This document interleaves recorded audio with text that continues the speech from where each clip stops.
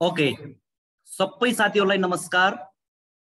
मेरो नाम चाहिँ सुभाष बिसी। सबैजनाले म्युट गर्नु भएको छ, मलाई थाहा छ, मैले म्युट गरिदिएको छु। तपाईहरुले हामी चाहिँ आज ओरिएन्टेसन आईटी सोल्युसन नेपालद्वारा कम्प्युटर अपरेटर कर्णाली विशेष कम्प्युटर अपरेटरको अनलाइन क्लास सञ्चालन हुँदैछ। यसको ओरिएन्टेसन क्लासमा छौं। ओरिएन्टेसन क्लासमा भएकोले मैले धेरै साथीहरूलाई चाहिँ यहाँनिर सबैलाई चाहिँ म्युट गरिदिएको छु। तपाईहरुले चाहिँ केही जिज्ञासा बीचमा हुने नै छन्। त्यस्ता जिज्ञासाहरू भएपछि चाहिँ ह्यान्ड रेज गर्न सक्नुहुन्छ अथवा चाहिँ च्याटमा राख्न सक्नुहुन्छ। त्यसपछि चाहिँ हामी त्यसपछि हामी चाहिँ क्वेशनहरु पनि सेसन पनि राख्ने छौं। सबभन्दा पहिले यो हाम्रो यो ओरिएन्टेसन क्लासमा जोडिनु भएका सम्पूर्ण साथीहरूलाई चाहिँ स्वागत गर्न चाहन्छु हाम्रो आईटी सोल्युसन नेपालको तर्फबाट र मेरो व्यक्तिगत तर्फबाट। मैले मेरो परिचय भनिसके। मेरो नाम चाहिँ सुभाष बिसी, पेशाले कम्प्युटर अपरेटर र यो भन्दा अगाडि धेरै क्लासहरु मैले सञ्चालन गरिसकेको छु। तपाईहरु कति साथीहरु पनि पढिरहनु भएको छ। आज हामी कर्णाली विशेष र अब खुल्ने संघका अथवा चाहिँ जुनसुकै ठाउँमा खुल्ने कम्प्युटर अपरेटरको लोकसेवाको एक्जामसँग रिलेटेड कोर्सको बारेमा चाहिँ हामी ओरिएन्टेसन क्लासमा छौं है। सबै साथीहरुले केही जिज्ञासा भएमा चाहिँ च्याटमा राख्नु होला है। च्याट खाली छ, च्याटमा चाहिँ राख्नु होला। हामी तपाईले पठाएको च्याटलाई चाहिँ हेर्ने छौं यहाँनिर।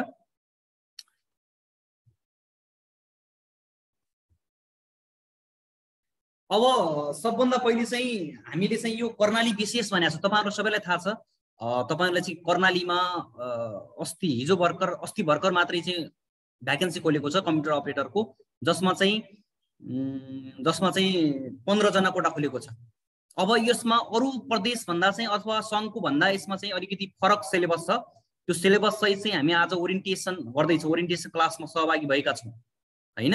अब आजको क्लास विशेष गरी के कुरा जानकारी हुनेछ भने क्लास कसरी चाहिँ हुन्छ हैन, क्लासमा चाहिँ हामी कसरी पढ्छौं,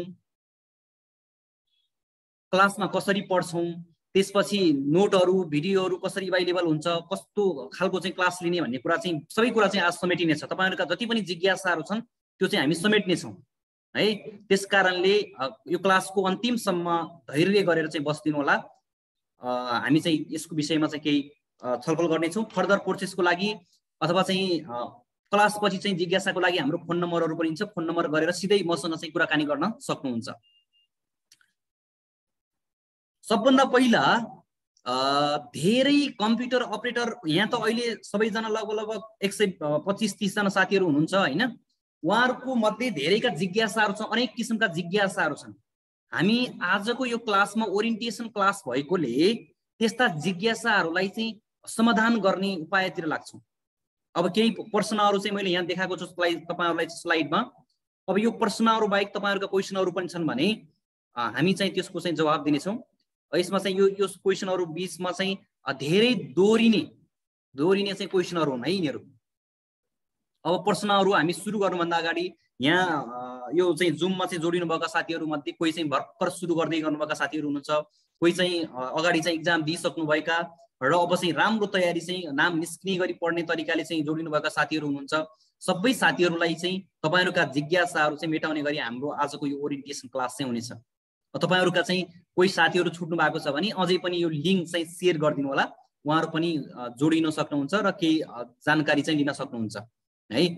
अब सुरुमा म यो कम्प्युटर अपरेटरको तयारी गर्दाखेरि मेरो मनमा जे जिज्ञासाहरु थिए त्यो जिज्ञासा तपाईहरुमा पनि हुन्छ, त्यो जिज्ञासाहरु मेटाउने म प्रयास गर्नेछु हैन। सबभन्दा पहिला चाहिँ एउटा जिज्ञासा चाहिँ के हुन सक्छ भने कम्प्युटर अपरेटरको लागि न्यूनतम योग्यता कति हो भन्ने। यो नयाँ साथीहरुको लागि हो, पुरानो साथीहरुलाई त यो त थाहा छ सबैलाई हैन। नयाँ साथीहरुको लागि हो यसको चाहिँ योग्यता कति हो भन्ने चाहिँ हुन सक्छ। अर्को कुन पुस्तक पढ्ने, धेरै जिज्ञासा आउने क्वेशन हो यो। कुन पुस्तक पढ्ने भन्ने हुन सक्छ, यसको पनि हामी जिज्ञासा मेटाउने छौं। अनि कम्प्युटर अपरेटर कसरी बन्ने, अब पुस्तक कुन पढ्ने, योग्यता कति हो, यो फाइनल भइसकेपछि अब कम्प्युटर अपरेटर कसरी बन्ने, त कम्प्युटर अपरेटर बन्नको लागि चाहिँ हामीले के गर्नुपर्छ यसको पनि जिज्ञासा मेटाउने छु म। केही साथीहरुले साउन्ड आएन भन्नु भएको छ। मेरो साउन्ड कस्तो क्लियर आइरहेको छ नि हैन, च्याटमा लेख्नुस् त साउन्ड आएको छ कि छैन मेरो क्लियर। ठीक छ। यो मैले चाहिँ माइक्रोफोन चाहिँ साउन्डको लागि चाहिँ माइक्रोफोन चाहिँ युज हुन्छ हैन। यो अहिले चाहिँ ट्याक्कै यसमा के इस्यु आएकोले चाहिँ भएको छ। ठिक छ, साउन्ड क्लियर छ भन्नुभएको छ। साउन्ड नआएको साथीहरूलाई पर्सनली के गरिदिनुहोस् भने तपाईँले गाइड गरिदिनुहोस् त, उहाँहरूको चाहिँ एक्टिभ भएको छैन होला साउन्ड। अब यो प्रश्नहरू भयो, पढ्दा कसरी पढ्ने। अब धेरै साथीहरूले चाहिँ पढ्दाखेरि कसरी पढ्ने भन्ने जिज्ञासा पनि हुनसक्छ। एकदम पढिरहनु भएको छ, धेरै पढिरहनु भएको छ, बिहान बेलुका पढिरहनु भएको छ। अब पढ्दाखेरि चाहिँ कसरी पढ्दा चाहिँ नाम निस्किन्छ त, त्यो कुरा चाहिँ क्लियर हुनु पर्यो है। पहिला पढ्ने पनि थुप्रै किसिमका आइडियाहरू हुन्छन्, त्यो आइडिया पनि हामी तपाईँलाई सजेस्ट गर्छौँ। लिखित परीक्षा, लिखित परीक्षामा कति निकाल्दा चाहिँ नाम निस्किन्छ, कसरी लेख्दा नाम निस्किन्छ, कसरी त्यो लिखित परीक्षामा चाहिँ कसरी पास हुने, त्यसको पनि आज हामी समाधान गर्छौँ। प्रयोगात्मक परीक्षा, अब लिखितमा नाम निस्क्यो, लिखितमा तपाईँको नाम निस्क्यो मानौँ, निस्किसकेपछि प्रयोगात्मक प्र्याक्टिकल इक्जाममा चाहिँ के हुन्छ।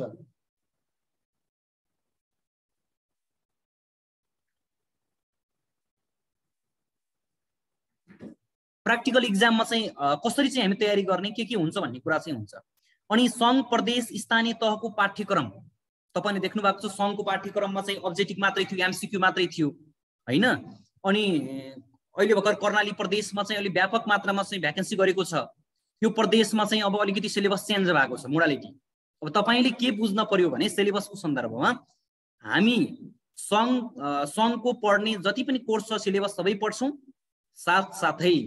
साथसाथै चाहिँ हामी कर्णाली प्रदेशमा भएको सिलेबस जुन रिटर्न राखेको छ त्यसलाई पनि सल्भ गर्ने तरिकाले हामी क्लास सञ्चालन गर्छौँ। यो बुझ्नु पर्यो तपाईँले है। अब यो क्वेसनहरूको हामी एकमुष्ट चाहिँ म एकछिनपछि जवाब दिनेछु।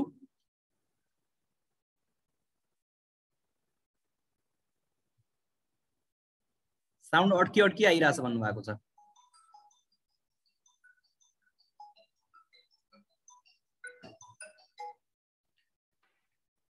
ठिक छ, यसपछि म यो सबै प्रश्नहरूको चाहिँ उत्तर एकचोटि दिनेछु तपाईँहरूलाई। त्योभन्दा अगाडि हामी कर्णाली प्रदेशको चाहिँ सिलेबस पाठ्यक्रम हेर्छौँ है। हामी आज कर्णाली विशेष क्लासमा छौँ। सङ्घको सिलेबस त तपाईँले हेरिसक्नु भएको छ, यदि हेर्नु भएको छैन, नयाँ हुनुहुन्छ भने पनि हामी त्यसको पनि छलफल गर्नेछौँ। आज चाहिँ हामी कर्णाली विशेष छौँ, कर्णालीको सिलेबसलाई एक एक गरी चाहिँ हामी हेर्नेछौँ। अनि त्यसपछि कसरी चाहिँ पढ्ने भन्ने कुरा पनि सबै कुरा यो प्रश्नहरूको चाहिँ एन्सर दिनेछु। थप तपाईँका प्रश्नहरूको जिज्ञासाहरू पनि मेटाउनेछौँ है हामी। अब सबभन्दा यो कर्णाली पाठ्यक्रम हेरौँ है। कम्प्युटर अपरेटरको कर्णाली प्रदेशको चाहिँ यो पाठ्यक्रम हेरौँ। जस्तो यहाँ हेर्नु भएको छ नि तपाईँले होइन, प्रदेश र स्थानीय तह, प्रदेश लोक सेवा आयोग कर्णाली प्रदेश र स्थानीय तह अन्तर्गत प्राविधिक तर्फ 5औं तहका कम्प्युटर अपरेटर वा सो सरहका पदहरूको प्रतियोगितात्मक परीक्षाको पाठ्यक्रम एवं प्रणाली योजना भनेको छ। पाठ्यक्रम यो छ। प्रथम चरण छ, फर्स्ट पेपरमा लिखित परीक्षा हुन्छ। हाम्रो लिखित परीक्षा 50 मार्क्सको हुन्छ। पूर्णाङ्क कति हुन्छ? 50। यो बुझ्नुहोस् है। फर्स्ट पेपर भनेको लिखित हो, दोस्रोमा चाहिँ प्रयोगात्मक र प्र्याक्टिकल र इन्टरभ्यू हुन्छ। पहिलोमा हामी लिखितमा नाम निस्किसकेपछि मात्रै दोस्रो चरणमा प्रवेश गर्न सक्छौँ हैन। त्यसकारण पहिलो उद्देश्य हाम्रो के हुन्छ भने लिखित परीक्षा चाहिँ पास गर्ने नै हुन्छ। लिखित परीक्षा कसरी पास गर्ने भन्ने हुन्छ। अब यो सिलेबस यहाँ देख्नु भएको छ। प्रथम चरण लिखित परीक्षा योजना एक्जामिनेसन स्किमको चाहिँ सिलेबस देख्नु भएको छ हैन। साउन्ड क्लियर आएन भन्नुभएको छ, खास के भइरहेको छ? च्याटमा राख्नुहोस् त ल। अरूकोमा आएको छ कि छैन? पारसजीले चाहिँ साउन्ड क्लियर आएन भन्नुभएको छ, अरूमा आएको छ कि छैन?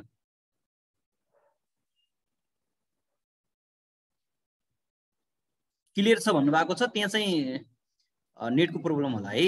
अब नेपालको नेट यस्तै छ। अब यहाँनिर तपाईँले देख्न सक्नुहुन्छ यो पाठ्यक्रम ध्यान दिएर हेर्नु होला है। तपाईँले कम्प्युटर सम्बन्धी भनेको छ 50 यो टोटल चाहिँ 50 मार्क्सको हुन्छ भनेको छ हामीले। पूर्णाङ्क चाहिँ 50 मार्क्स भनेको छ। यो उत्तीर्णको चाहिँ 20 मार्क्स भनेको छ। 20 मार्क्स मात्रै ल्याएर चाहिँ पास हुने सम्भावना चाहिँ हुँदैन। यो बुझ्नु होला है। यो कलेज जस्तो होइन। सबैभन्दा धेरै मार्क्स चाहिँ जति धेरैले ल्याउँछ त्यस अनुसार आउँछ। अब फरक सिलेबस के छ भने सङ्घको सिलेबसमा के थियो भने 50 वटै चाहिँ अब्जेक्टिभ क्वेसन आउँथ्यो। अब यहाँ चाहिँ कर्णालीमा के भएको छ भने 35 वटा अब्जेक्टिभ क्वेसन आउँछ, एमसिक्यू आउँछ। 1 मार्क्सको हुन्छ, 35 मार्क्सको 35 मार्क्सको आउँछ।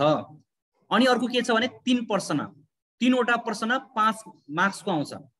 3 वटा क्वेसन 5 मार्क्सले गर्दाखेरि 15 मार्क्सको चाहिँ सर्ट एन्सर वाला रिटर्न लेख्नेवाला एन्सर लेख्नेवाला आउँछ। यो बुझ्नुहोस् है। अब फरक भने यहाँ छ। अब अहिलेसम्मको प्र्याक्टिस अनुसार के भइरहेको छ भने एमसीक्यू टिक लगाउने मात्रै आएको छ, गोलो लगाउने मात्रै आएको छ नि। अब त हामीले कर्णालीमा यो लेख्न पनि सिक्नु पर्नेछ। अब यो सबैलाई हामीले समेटेर पढ्नु पर्नेछ। हामी यही अनुसार पढाउँछौँ। यो कुरा बुझ्नुहोस् है। फर्स्टमा चाहिँ लिखितको बारेमा त क्लियर हुनुभयो नि। 35 वटा अब्जेक्टिभ आउँछ, 3 वटा सर्ट क्वेसन आउँछ 5 मार्क्सको है। अनि यो हामीले कति 45 मिनटमा चाहिँ भ्याउनु पर्नेछ। टाइम हेर्नुहोस् त, टाइम पनि छोटो छ, टाइम पनि 45 मिनटमा भ्याइनु पर्नेछ। अब यो ह्यान्डेज गरि नभएको साथीहरूले मलाई पहिला चाहिँ यो सिलेबसको बारेमा चाहिँ एक्सप्लेन गर्न दिनुहोस्। त्यसपछि तपाईहरुलाई चाहिँ ह्यान्डेज गर्नुभएको साथीहरूलाई चाहिँ म अनम्युट गरिदिन्छु है। यो बुझ्नु होला। यो लिखितको बारेमा चाहिँ क्लियर हुनुभयो, अथवा च्याटमा क्वेसन राख्दै गरे पनि हुन्छ।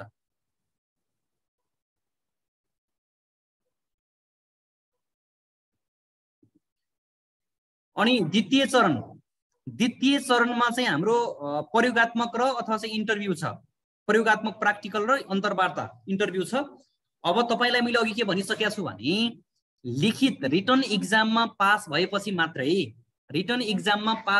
मात्रै हामी यो चरण दोस्रो चरणमा चाहिँ प्रवेश गर्छौं है। त्यसकारणले हाम्रो पहिलो उद्देश्य भनेको के हो भने रिटन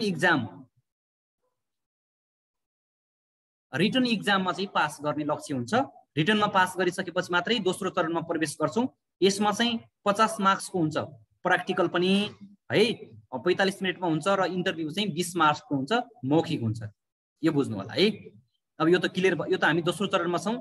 लिखित पास गरिसकेपछि मात्रै यसमा जाने भएकाले यसलाई धेरै फोकस नगरौं, लिखितमै हुनेछौं। अनि लिखित परीक्षाको माध्यम यहाँनिर हेर्नुस् है। लिखित परीक्षाको माध्यम भाषा नेपाली वा अंग्रेजी दुवै हुनेछ भनेको छ। तपाईले कम्प्युटरमा सोध्ने क्वेशनहरु नेपालीमा पनि लेख्न सक्नुहुन्छ। यसले भने अनुसार सिलेबसमा भने अनुसार नेपाली इंग्लिश दुवैमा तपाईलाई चाहिँ जेमा सजिलो लाग्छ त्यहीमा चाहिँ दिन सक्नुहुन्छ। अब यो चाहिँ नम्बर काट्ने भनेको चाहिँ त्यो सेम नै भइहाल्यो है। पोइन्ट काट्ने कुरा चाहिँ भइहाल्यो। सिलेबसको कुरा चाहिँ यो भयो है। क्लियर हुनुहोस्। रिटनमा चाहिँ अघि भनेको कुरा चाहिँ मेन चाहिँ यो कुरा याद गर्नु पर्यो। 35 वटा चाहिँ अब्जेक्टिभ क्वेशन आउँछ, 3 वटा चाहिँ सर्ट क्वेशन आउँछ 5 मार्क्सको है। टोटल 50 मार्क्सको चाहिँ रिटर्न हुन्छ भन्ने कुरा चाहिँ बुझ्न पर्यो। अब कर्णालीमा पाठ्यक्रममा चाहिँ कुन च्याप्टरबाट चाहिँ कति मार्क्स सोध्छ भन्ने कुरा यहाँ चाहिँ हेर्नुस् है। लिखित परीक्षामा यथासम्भव निम्न अनुसार प्रश्न सोधिनेछ भनेको छ। कम्प्युटर फन्डामेन्टलबाट 10 वटा क्वेशनहरु सोधिन्छ। 10 वटा क्वेशनहरु सोधिन्छ, एउटा बुझ्नु होला। र फन्डामेन्टलबाट एउटा चाहिँ छोटो उत्तर सर्ट क्वेशन भनेको थियो नि 5 मार्क्सको। फन्डामेन्टलबाट कम्प्युटर फन्डामेन्टलबाट टोटल 15 मार्क्स आउने भयो। 10 वटा चाहिँ अब्जेक्टिभ आउने भयो, एउटा लङ क्वेशन एउटा चाहिँ सर्ट क्वेशन आएर 5 मार्क्सको भयो भने 15 मार्क्स चाहिँ फन्डामेन्टलबाट आउने भयो। यो कुरा बुझ्नु होला है। वर्ड प्रोसेसिङ चाहिँ 7 मार्क्सको। वर्ड प्रोसेसिङ कति मार्क्स आउँदो रहेछ? 7 वटा क्वेशन चाहिँ एमसीक्यूहरु आउँछ, objective question. Electronic spreadsheet Excel को चाहिँ 7 वटा क्वेशन आउँछ। प्रेजेन्टेसन पावर पोइन्ट को चाहिँ एउटा क्वेशन आउँछ। Database management system MS Access को चाहिँ 4 वटा क्वेशन आउँछ। अपरेटिङ सिस्टम को चाहिँ सरी यहाँनिर यो डीबीएमएस बाट चाहिँ एउटा 4 वटा क्वेशन गरेर 4 आउँछ भने MS Word Excel PowerPoint र एमएस एक्सेस यो जुनसुकैबाट पनि आउन सक्छ। यो 4 वटा टपिक्स मध्ये जुनसुकै च्याप्टरबाट आउन सक्छ। एउटा सर्ट क्वेशन आउँछ, 5 मार्क्सको एउटा क्वेशन आउँछ यहाँनिर हेर्नुस् है। अनि अपरेटिङ सिस्टमको चाहिँ अब्जेक्टिभ क्वेशन 4 वटा आउँछ। वेब पेज डिजाइनिङको चाहिँ 2 वटा आउँछ भने यसबाट चाहिँ सर्ट क्वेशन चाहिँ आउन सक्छ एउटा। सर्ट क्वेशन 3टा भनेको छ नि हैन, 3टा क्वेशन चाहिँ भयो। अपरेटिङ सिस्टमबाट चाहिँ मोस्टली आउँछ। यो कुरा चाहिँ बुझ्नु। फन्डामेन्टलबाट एउटा स्योर भयो सर्ट क्वेशन, त्यसपछि चाहिँ अपरेटिङ सिस्टमबाट, त्यसपछि MS Word Excel PowerPoint र एमएस एक्सेसबाट चाहिँ गरी एउटा चाहिँ सर्ट क्वेशन आउँछ। टोटल 50 मार्क्सको चाहिँ रिटन एक्जाम हुन्छ। अब हामीले यो सिलेबसलाई चाहिँ फोकस गरेर हामीले पढ्नु छ। पहिलाको जस्तै पढेर एमसीक्यू मात्रै कन्ठ गरेर त हुँदैन। अब हामीले अब लेख्न पनि सिक्नु पर्नेछ। तपाई चाहे नेपालीमा लेख्नुस् चाहे इंग्लिशमा लेख्नुस्, दुईटै ल्याङ्ग्वेजमा लेख्न सक्नुहुन्छ। हामीले चाहिँ त्यसमा लेखेर चाहिँ यो चाहिँ रिटन पनि राम्रोसँग गर्न पर्ने हुन्छ। यो बुझ्नु पर्यो है तपाई। अब प्र्याक्टिकलको बारेमा पनि भन्दिउ थोरै। तपाईले प्र्याक्टिकलमा चाहिँ लिखितमा नाम निकाल्नु भयो भने अहिले नै प्र्याक्टिकलको चाहिँ तयारी भन्नाले डेली चाहिँ हामी प्र्याक्टिस गर्नुपर्ने हुन्छ। अब यो कसरी आउँछ भन्ने कुरा चाहिँ हेर्न पर्यो। यसमा चाहिँ नेपाली युनिकोड मागेको छ है। सङ्घको एक्जाममा तपाईले पिर्ती हान्नुस् अथवा चाहिँ युनिकोड हान्नुस्, जे हान्दा पनि हुन्छ। तर नेपाली युनिकोड चाहिँ कर्णाली प्रदेशको यो चाहिँ यसमा चाहिँ नेपाली युनिकोड भनेको छ प्रष्ट रूपमा।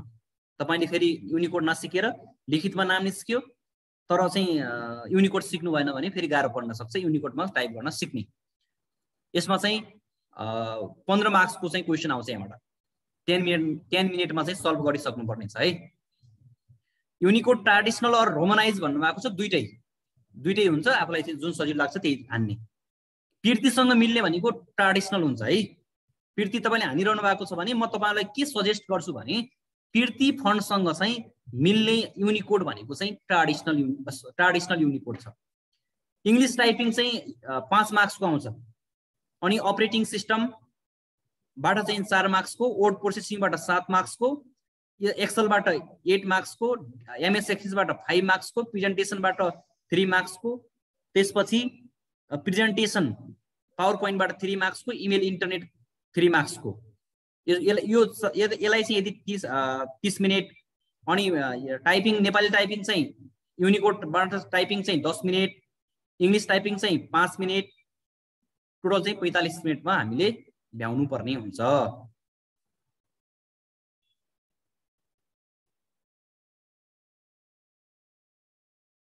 यो कुरा भयो है। अब यहाँनिर महत्त्वपूर्ण कुरा भनेको छ हेर्नुस् है, लिखित परीक्षाबाट छनौट भएका परीक्षार्थीहरूले मात्रै प्रयोगात्मक परीक्षा र अन्तर्वार्तामा भाग लिन पाउनेछन् भनेका छन्। लिखित परीक्षामा पास भएकाले मात्रै अन्तर्वार्ता र प्रयोगात्मक परीक्षामा भाग लिन पाउनेछन् भनेको छ है। यो कुरा चाहिँ बुझ्नु होला, अब अरु छैन। यो कुरा चाहिँ इम्पोर्टेन्ट कुरा भयो, यसलाई चाहिँ सम्झिनु होला। एमएस एक्सिस त छैन भन्नुभएको छ, एमएस एक्सिस छ त। डेटाबेस म्यानेजमेन्ट सिस्टम भनेको एमएस एक्सिस नै हो, एमएस एक्सिस छ है। अब तपाईहरुलाई अघि सोधेका क्वेशनहरु अब चाहिँ तपाईले च्याटमा राख्नुस् है। क्वेशनहरु के छन्? हामी सिलेबसको बारेमा मात्रै छलफल गरेका छौं। हामी स्याम्पल क्लास पनि हामीले कसरी पढाइ हुन्छ त आईटी सोलुसन नेपालमा त्यो स्याम्पल क्लास पनि लिने छौं। र तपाईहरुका जिज्ञासा छन् भने च्याटमा फटाफट टाइप गरेर लेख्नुस्। मैले चाहिँ अहिले अब तपाईका जिज्ञासाहरु चाहिँ त्यसको एन्सर दिने प्रक्रियामा छु।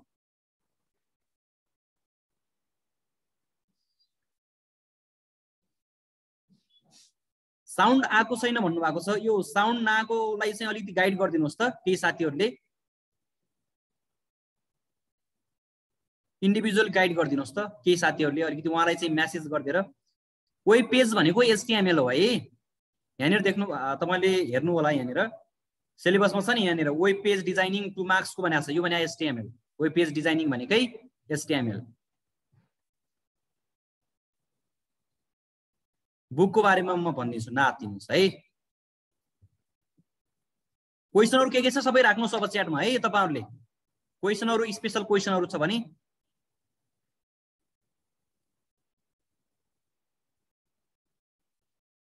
अब म एक एक गरेर एन्सर दिँदै छु है तपाईहरुलाई। सबभन्दा पहिले कम्प्युटर अपरेटरको लागि न्यूनतम योग्यता कति हो भनेको छ। कम्प्युटर अपरेटरको लागि न्यूनतम योग्यता कति चाहिन्छ, क्वालिफिकेसन। पुरानो साथीहरुलाई त थाहा छ यो सम्बन्धी, नयाँ साथीहरुलाई थाहा नहुन सक्छ। नयाँ साथीहरुले के जानकारी दिनु पर्यो भने कम्प्युटर अपरेटरको लागि योग्यता चाहिँ +2 पास हुनुपर्छ। तपाई जुनसुकै सब्जेक्टमा पास हुनुहोस् केही मतलब हुन्न, +2 पास हुन पर्यो र मिनिमम 6 महिना डिप्लोमा चाहिँ गरेको हुनु पर्यो। अब त्यो भन्दा माथि कसैले चाहिँ ब्याचलरमा आईटी गर्नु भएको छ भने त त्यो त मिल्ने नै भयो। +2 मा कम्प्युटर साइन्स पढ्नु भएको छ भने त्यो पनि मिल्छ है। यो चाहिँ क्लियर हुनु होला यसमा।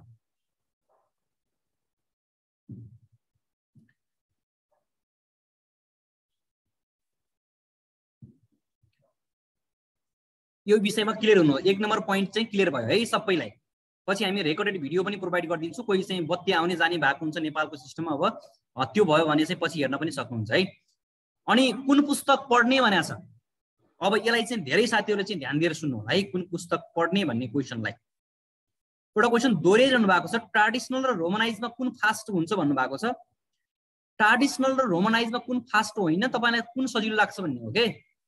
तपाईले जुनमा हान्नुहुन्छ नि, टाइप गर्नुहुन्छ नि, त्यसलाई चाहिँ सजिलो, जुन युनिकोडमा सजिलो लाग्छ त्यहीमा टाइप गर्नुस्। तपाईले अहिले पिर्ती चाहिँ टाइप गरिरहनु भएको छ भने ट्रेडिसनल युज गर्नुस्। पिर्ती र ट्रेडिसनल मिल्छ। अब केही नै सुरु गर्नु भएको छैन भने जुन सुरु गर्दा पनि हुन्छ। अनि कुन पुस्तक पढ्ने भन्ने एउटा क्वेसन छ। यो चाहिँ धेरै साथीहरूलाई चाहिँ जिज्ञासा हुन सक्छ। कुन पुस्तक पढ्ने भनेको छ। पुस्तकको बारेमा म तपाईलाई के जानकारी दिन्छु भने कर्णालीको सिलेबसलाई आधार मानेर अब तत्काल 2 महिना छ बाँकी हैन। 2 महिनामा नै बुक नै निकाल्न सक्ने सम्भावना कम छ कर्णालीको सन्दर्भमा। अब सङ्घको हिसाबमा चाहिँ तपाईले सबभन्दा हेर्ने कुरा के हो भने त्यो बुकमा चाहिँ कतिको एरर छ। अगाडिको तपाईहरुभन्दा अगाडि तयारी गरिरहनु भएको साथीहरु हुनुहुन्छ हैन, दाइ दिदीहरु हुन सक्नुहुन्छ, पास आउट भएको साथीहरु हुनुहुन्छ, कुन बुकमा चाहिँ धेरै चाहिँ एरर छ भन्नुहुन्छ भन्ने सोध्ने है। अब मेरो एक्सपिरियन्स पनि तपाईलाई सुनाउँछु, म मेरो अनुभव पनि तपाईलाई सुनाउँछु। यो बुकको सन्दर्भमा तपाईले चाहिँ के हुनु पर्यो भने जुनसुकै बुक जोसुकै बुक होस् के मतलब हैन, सिलेबस सबै ओगटेको हुनु पर्यो, सिलेबस अनुसारको कन्टेन्ट हुनु पर्यो हैन, एरर फ्री हुनु पर्यो। एरर हुनु भएन। अब तपाईलाई फेरि जिज्ञासा हुन सक्छ तपाईले चाहिँ यो सरले चाहिँ यो एरर फ्री त भन्नुभयो, तर एरर फ्री भएको बुक चाहिँ कुन छ भनिदिनु पर्यो सर भन्नुभयो होला। तपाईले बुकको नाम भनिदिनु भन्नुभयो। अब मैले यसै चाहिँ बुकको चाहिँ नाम तोक्न त मिल्दैन, तर म तपाईलाई सजेस्ट के गर्छु भने धेरैको बुक हेरेको छु मैले, धेरै सबैको बुक हेरेको छु प्राय। सबैभन्दा कम एरर सबैमा छ। फेरि एउटा कुरा ख्याल गर्नु है, मिस्टेक सबै बुकमा छ। सबैभन्दा कम एरर भएको भनेको गुगल बुकमा छ। मैले भनिसकेपछि त्यही पढ्नुस् भन्ने होइन है। तपाईलाई चाहिँ जुन सुइटेबल लाग्छ त्यही किन्नुस्, तर मैले सबै बुकलाई हेर्दाखेरि सबैभन्दा कम एरर भएको बुक भनेको गुगल बुक छ। अब तपाईले कुन बुक किन्ने भन्ने कुरा आफ्नो चोइसको कुरा हो, त्यसलाई मैले भन्ने कुरा त्यति मात्रै हो।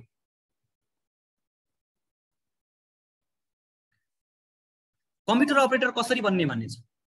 कसरी बन्ने भन्ने क्वेसन, कसरी कम्प्युटर अपरेटर बन्न सकिन्छ त है।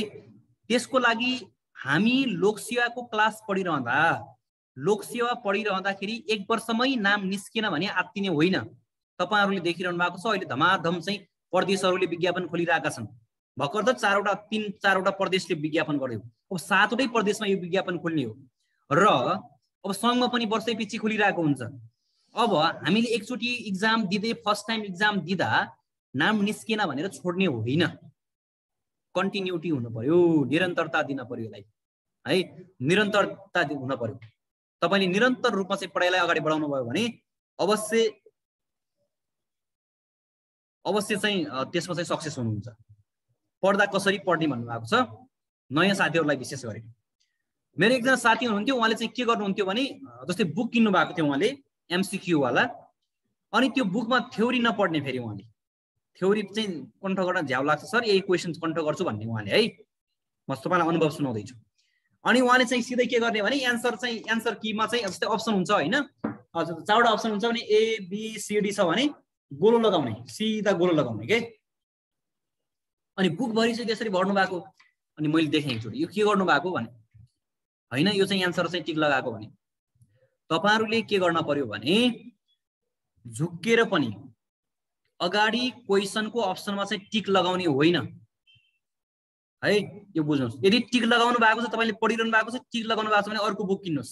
मेरो सजेसन, तपाईहरुले गोलो लगाए पहिले चाहिँ एन्सरमा गोलो लगाउनु भएको छ, अनि त्यहाँ चाहिँ फेरि चाहिँ अब त्यही पढ्दाखेरि त सिधै आँखा हाम्रो कहाँ जान्छ, गोलोमा जान्छ। गोलोमा गएपछि यो क्वेसन तपाईले जाने भन्ने हुन्छ। अनि त्यो भइसकेपछि तपाईहरुले पढ्नुहुन्न। अनि नपढेपछि त्यही क्वेसनलाई तपाईले नयाँ एउटा चाहिँ पेपरमा उतारेर दिने हो भने तपाईले मिलाउनुहुन्न।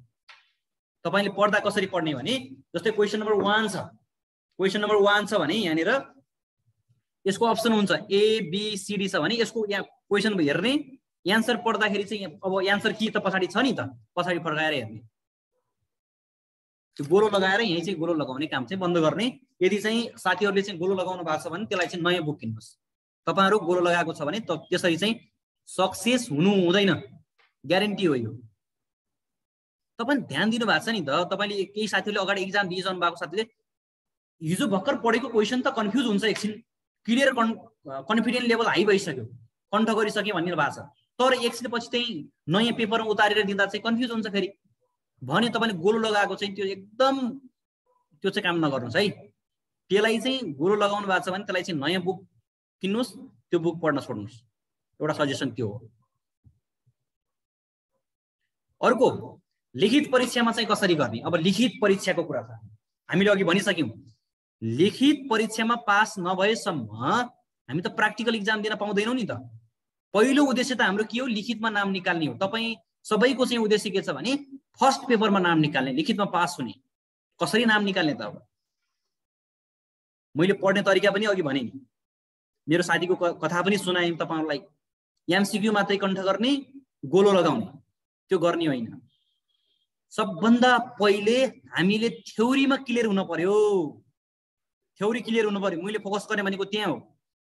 तपाईले र्यामलाई जस्तै which memory is called volatile memory भनेर क्वेशन आयो, तपाईले कण्ठ पनि गर्नुभयो। ल मान्नु र्यामलाई चाहिँ भोलाटाइल मेमोरी भनिन्छ भनेर कण्ठ पनि गर्नुभयो, तर किन भनिन्छ त र्यामलाई भोलाटाइल मेमोरी भन्ने थाहा पाउनु पर्यो के। अनि त्यो रिजन थाहा पाइसकेपछि तपाईले त्यसलाई कहिल्यै बिर्सिन सक्नुहुन्न।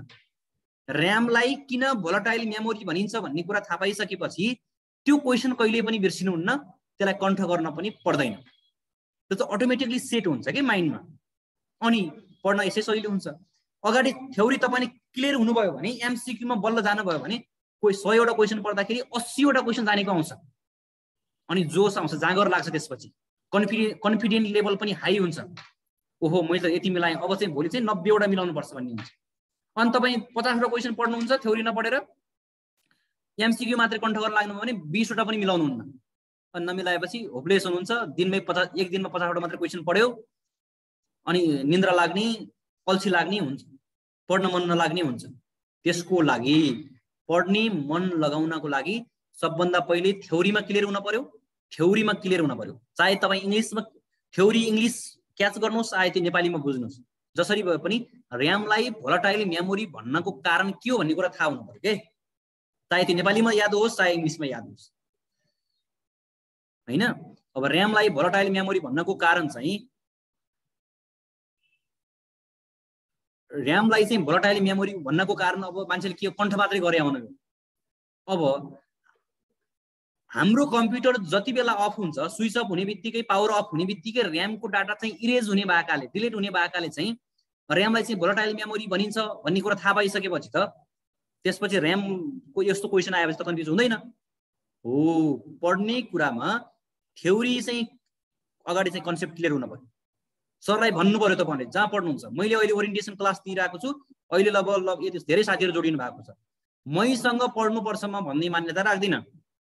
मसँग पढ्दा चाहिँ केही बुझिन्छ सिकिन्छ जस्तो लाग्छ भने मसँग पढ्नुहोस्, तर जहाँ पढे पनि थ्योरी चाहिँ क्लियर हुन पर्यो, कन्सेप्ट। टिचरको मेरो जिम्मेवारी पनि त्यो। मैले पढाउन सुरु गरिसकेपछि तपाईले कुनै टपिक सोध्नुहुन्छ भने त्यसको कन्सेप्ट क्लियर बनाइदिने हो के। चाहे त्यो नेपालीमा होस् चाहे इङ्ग्लिसमा, मैले अघि भने नि त्यो चाहिँ क्लियर हुन पर्यो कन्सेप्ट। विद्यार्थीको माइन्डमा यो भने यो भन्ने कुरा चाहिँ क्लियर हुनु पर्यो थ्योरीमा। अनि बल्ल एमसिक्यूमा चाहिँ पढ्न चाहिँ जाँगर लाग्छ, पढ्नुहुन्छ अनि चाहिँ सक्सेस हुनुहुन्छ। एमसिक्यू मात्र पढेर नाम निकाल्ने मान्छे एकदमै कम छन्, यो कुरा चाहिँ बुझ्नु होला। एमसिक्यू मात्र रटेर नाम निकाल्ने मान्छे कम छन्। थ्योरीलाई फोकस गर्न पर्यो, मेरो मान्यता त्यो छ। लिखित परीक्षाको कुरा मैले भनिसकेँ। थ्योरी अनुसार पढ्ने, लिखितमा नाम निकाल्ने। अनि कति मिलायो भने लिखितमा नाम निस्किन्छ भन्नु होला। फेरि धेरै क्वेसन। अब अगाडिको तपाईको अहिलेसम्मको प्र्याक्टिस हेर्ने हो भने 43, 44, अब त्यो चाहिँ कति चाहिँ गाह्रो क्वेसनहरू आयो त्यसमा डिपेन्ड हुन्छ, हैन। अनि कतिजना चाहिँ सहभागी थिए, कतिले मिलायो भन्ने कुरामा पनि भर पर्छ। तर 43, 44 बचेको छ भने चाहिँ नाम निस्किने सम्भावना चाहिँ लिखितमा धेरै हुन्छ। यो बुझ्नु पर्यो है तपाईले। 43, 44 बचाउनु भयो भने पनि लिखितमा नाम निस्किन्छ। प्रयोगात्मक परीक्षा त अब प्र्याक्टिकलको चाहिँ हामीले पढाउँदाखेरि यो बुझ्नु पर्यो है। हामीले पढाउँदाखेरि आइटी सोल्युसन नेपालमा पढाउँदाखेरि के छ भने Word, Excel, PowerPoint, MS Access practical base class हुन् यिनीहरू भनेका। तपाईले थ्योरी मात्रै पढेर बुझ्नुहुन्न फेरि यो कुरा। फेरि है यहाँनिर बुझ्नुहोस्। फेरि अघि मैले के भने थ्योरीलाई चाहिँ क्लियर हुने भने, अब यी च्याप्टरमा चाहिँ थ्योरी मात्रै पढेर बुझिन्न के। थ्योरी मात्र पढेर बुझिन्न भने हामीले थ्योरीमा पढ्ने जुन टपिक्स हुन्छ त्यही टपिक्स अनुसार हामी चाहिँ प्र्याक्टिकल गराउँछौँ।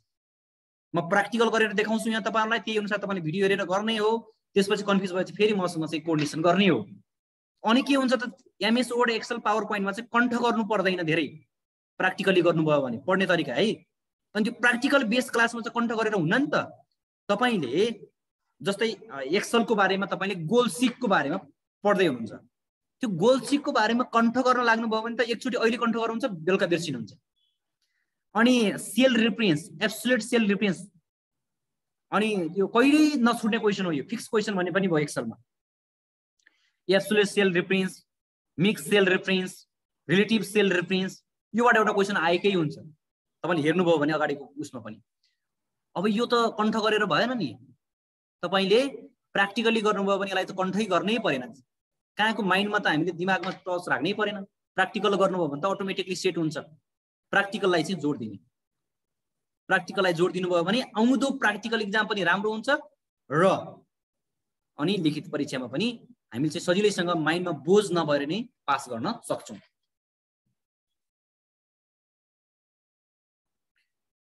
सङ्घ प्रदेश स्थानीय तहको पाठ्यक्रम भन्नुभएको छ। सङ्घको सन्दर्भमा चाहिँ सङ्घको पाठ्यक्रम चेन्ज भएको छैन हैन।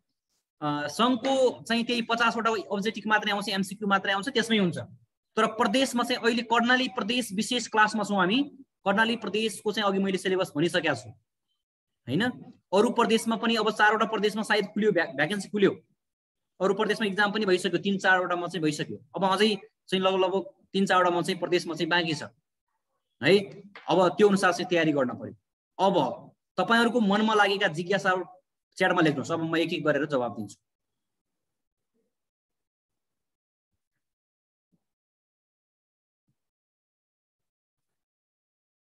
सङ्घको भ्याकेन्सी माग लास्टमा अहिलेसम्म आइटी स्टुडेन्टबाट कतिजना अपरेटर भएको छ सर भन्नुभएको छ। यसमा धेरै साथीहरु चाहिँ जोइन हुनु भएको छ। अब एक्ज्याक्ट डाटा त हामीसँग राखेका छैनौं हामीले हैन। फर्स्ट पेपरमा 50 ओभर हुन्छ र भन्नुभएको छ। फर्स्ट पेपरमा 50 मात्रै हो त, मैले अघि भने नि त 35 वटा टिक लगाउने क्वेशन, गोलो लगाउने क्वेशन हुन्छ भने 15 वटा 3 वटा क्वेशन 5-5 मार्क्सको चाहिँ सर्ट क्वेशन हुन्छ, लेख्ने रिटर्न हुन्छ। त्यसपछि सर रेकर्डेड भिडियो आउँछ कि आउँदैन भन्नुभएको छ। तपाईहरु अब जोडिनु भयो भने रेकर्डेड भिडियो पनि आउँछ, हामी उसमा पनि राखौँला। सर कर्णालीको थ्योरी पनि पढाउनु हुन्छ सर, नेपालीमा इंग्लिशमा पनि भन्नुभएको छ। यस, हामीले क्लासमै के भनेका छौं भने कर्णाली विशेष भनेका छौं। तपाईले यो नबुझ्नु होला कि कर्णाली विशेष भन्ने बित्तिकै अगाडि सङ्घको लागि हुँदैन भने नबुझ्नु होला। सङ्घको त पुरै कोर्स कम्प्लिट नै भइहाल्यो, त्यो नै फोकस भइहाल्यो। त्यो सँगसँगै हामी कर्णाली सिलेबसलाई पनि सँगसँगै मिसाएर पढाउँछौँ। सङ्घ र कर्णाली दुईटै लिखित अब्जेक्टिभ दुईटै पढाउँछौँ। क्लियर हुनुहोस् है, दुईटै पढाउँछौँ। +2 मा 1 इयर कम्प्युटर साइन्सले पाउँछ होला 11 मा क्लासमा भएकोले भन्नुभएको छ। अब त्यो ठ्याक्कै चाहिँ एक्ज्याक्ट त्यसले एक्सेप्ट गरेछ कि छैन, +2 मा चाहिँ भनेको छ हैन। 100 मार्क्सको छ भने त्यसले एक्सेप्ट गर्न सक्छ। यसमा चाहिँ एकचोटि लोक सेवा कार्यालय चाहिँ सम्पर्क गर्नु होला एकचोटि, नत्र म बुझ्दिम है, तपाईहरुको जिज्ञासा म बुझ्दिम।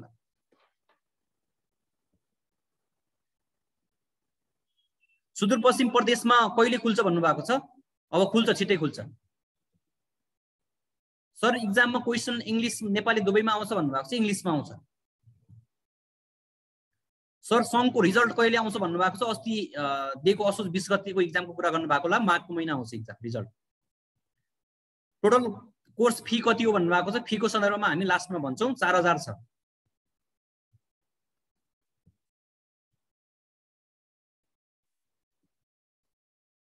जुमबाटै पढाइ हुन्छ भन्नुभएको छ। यस, जुमबाटै हुन्छ।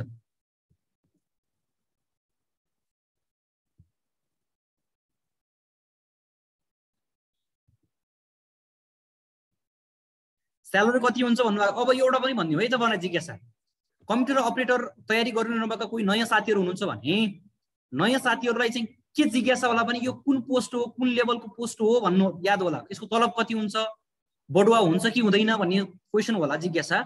यो पनि मेटाइदिन्छु म तपाईहरुलाई है। कम्प्युटर अपरेटर भन्ने पोस्ट पद चाहिँ प्राविधिक सुब्बा हो। नासो भन्छ नि त्यस्तै प्राविधिक सुब्बा पद हो, सुब्बा लेभलको पद हो। अब सुब्बाको तलब जति हुन्छ त्यति तलब यसको हुन्छ कम्प्युटर अपरेटरको।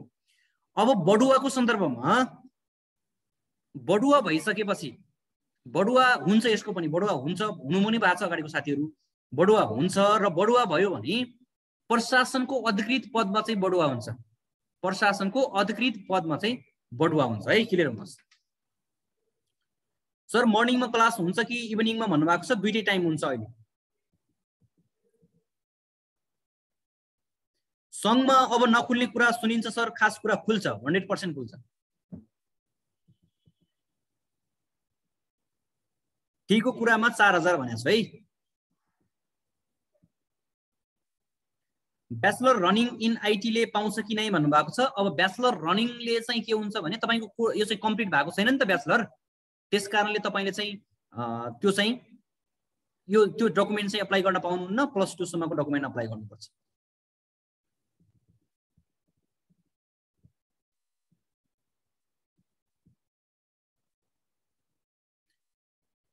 अब केही क्वेशनहरु फेरि हामी थप चाहिँ छलफल गर्ने छौं। तपाईहरुलाई म चाहिँ अब चाहिँ के देखाउन गइरहेको छु भने अब हामी आइटी सोलुसनबाट अनलाइनमा क्लास हुन्छ भनेर छौं हैन।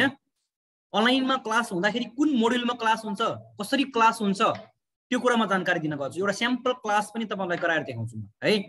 अब ओरिएन्टेसन क्लास भनिसकेपछि एउटा चाहिँ स्याम्पल क्लास पनि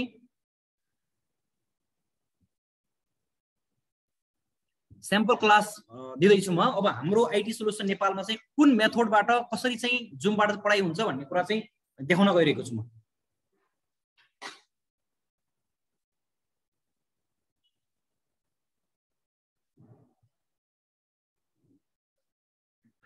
ओके, सबै रेडी हुनु होला है, स्याम्पल क्लासमा छौं।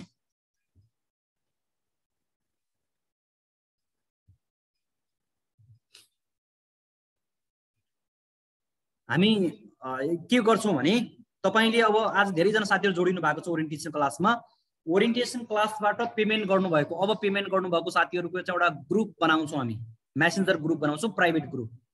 त्यो चाहिँ सिधै मसँग पनि जोडेको हुनुहुन्छ तपाईहरु। अनि त्यसपछि त्यहाँनेर हामी डेली लिंक पठाउँछौं, जुमको लिंक पठाउँछौं। त्यसपछि त्यहाँबाट चाहिँ तपाई कनेक्ट हुन सक्नुहुन्छ है। कनेक्ट भइसकेपछि हामी के गर्छौं भने अघिल्लो दिन पढाइ भएको कुराको एमसीक्यू क्वेशन बनाएका हुन्छौं हामी डेली। त्यो डेली क्वेशनको बारेमा म चाहिँ यहाँनिर चाहिँ यसरी क्वेशन आउँछ, यहाँ स्लाइडमा देख्नु भएको होला हैन, स्लाइडमा देख्नु भएको होला। यो क्वेशन चाहिँ हिजो पढेको टपिक्सबाट हो, सम्झिनुस् है। हामी एउटा चाहिँ स्याम्पल क्लासको रूपमा चाहिँ लिँदै छौं आइटी सोलुसनमा चाहिँ कसरी पढाइ हुन्छ भन्ने कुरा। अब यो क्वेशनहरु मैले एक एक गरेर सोध्छु नाम भनेर। अहिले अब धेरै साथीहरु हुनुहुन्छ, धेरै साथीहरु मध्ये मैले चाहिँ नाम लिएर सोध्छु। जस्तै यहाँनिर कुनै साथीलाई चाहिँ मैले ल शिवजीले चाहिँ यसको एन्सर दिनुस् भन्छु, त्यतिबेला त मैले यो अहिले तपाईलाई म्युट गरिदिएको छु सबैलाई हैन। अनम्युट हुन्छ, तपाईले आफैले म्युट गर्ने अनम्युट गर्ने हुन्छ हैन। अनि तपाईलाई चाहिँ मैले यसको एन्सर दिनुस् भन्छु है। जस्तो हो अब यहाँ चाहिँ उहाँले चाहिँ के एन्सर दिनुहुन्छ, दिइसकेपछि जस्तो म सोध्छु एकजनालाई है यहाँबाट।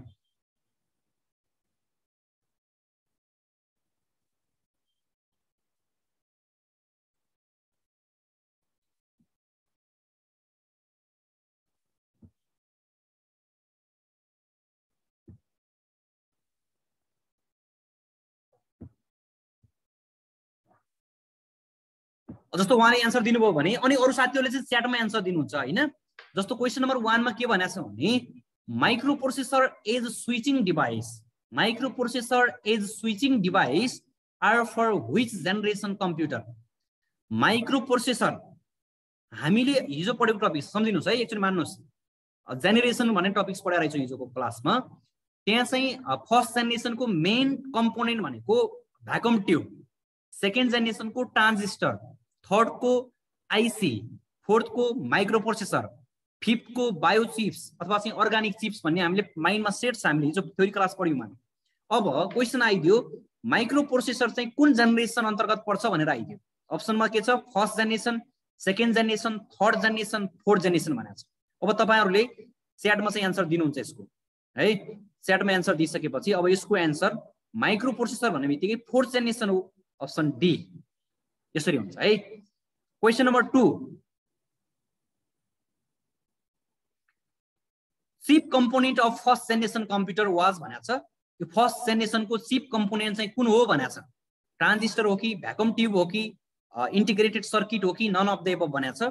अब तपाईहरुले एन्सर दिनुहुन्छ, त्यसपछि यसको एन्सर चाहिँ अब फर्स्ट जेनेरेसनमा चाहिँ कुन युज भएको छ भने चाहिँ भ्याकुम ट्युब, अप्सन बी भइहाल्यो। यो भयो एउटा मैले स्याम्पल मात्र देखाएको छु तपाईहरुलाई है। यो सबै चाहिँ अलिकति टाइम चाहिँ धेरै गइसकेको छ।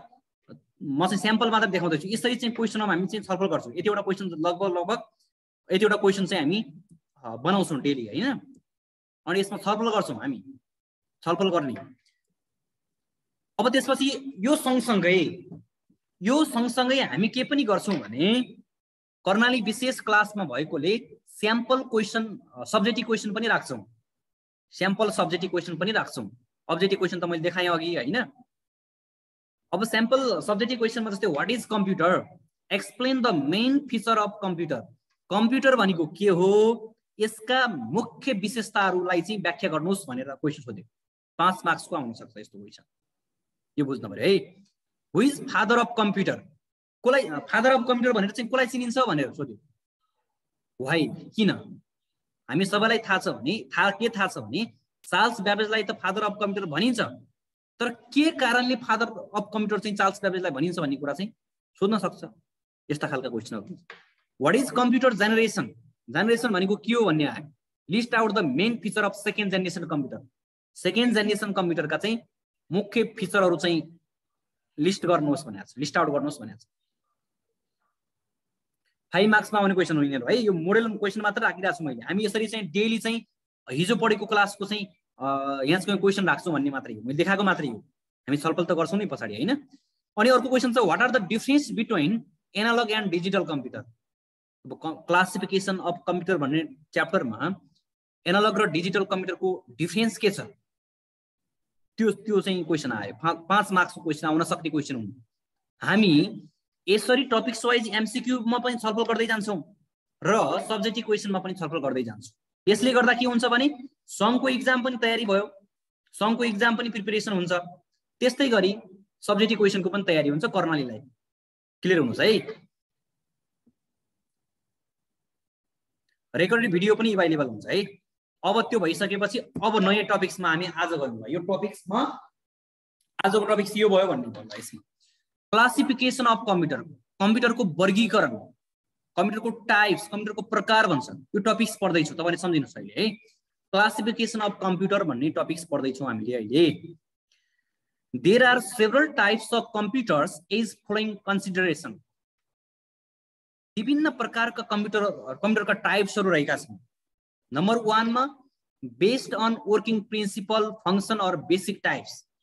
कम्प्युटरका बेसिक टाइप्स पनि भन्न सक्छ, बेस्ड अन वर्किङ प्रिन्सिपल सिद्धान्तको आधारमा पनि भन्न सक्छ, कामको आधारमा पनि भन्न सक्छ है। यो बुझ्नुहोस्, कामको आधारमा कम्प्युटर कति प्रकारका छन् भन्न सक्छ, सिद्धान्तका आधारमा कम्प्युटर कति प्रकारका छन् भन्न सक्छ, बेसिक टाइप्सहरू के हुन् भन्न सक्छ।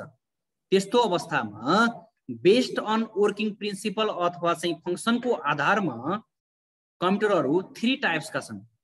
एनालग कम्प्युटर, डिजिटल कम्प्युटर र हाइब्रिड कम्प्युटर। अब एनालग कम्प्युटरको बारेमा हामी पढ्दैछौँ। It handles the continuous physical quantities such as temperature, voltage etc. तपाईँहरूले याद गर्नुहोस्, अब यो एनालग कम्प्युटर भन्ने बित्तिकै माइन्डमा सेट हुन पर्यो है, माइन्डमा सेट हुन पर्यो। एनालग कम्प्युटर भन्ने बित्तिकै यो डिभाइस हो भन्ने याद हुन पर्यो। एनालग कम्प्युटर भन्ने बित्तिकै तपाईँले के सम्झिनुहोस् भने थर्मोमिटर सम्झिनुहोस्। तपाईँ ज्वरो आयो भने, फेभर आयो भने चाहिँ तपाईँ मेडिकलमा गएर चाहिँ ज्वरो नाप्नुहुन्छ नि, त्यो ज्वरो नाप्ने जुन यन्त्र छ त्यसलाई चाहिँ हामी के भन्छौँ, थर्मोमिटर भन्छौँ नि हैन। त्यसले के गर्छ, टेम्परेचर मेजर गर्छ। टेम्परेचर कति तापक्रम छ, यति डिग्री चाहिँ आयो भन्छौँ नि हैन।